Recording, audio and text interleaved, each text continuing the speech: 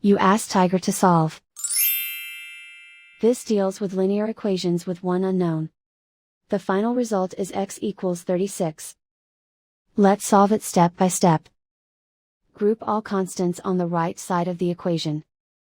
Add 33 to both sides. Simplify the arithmetic.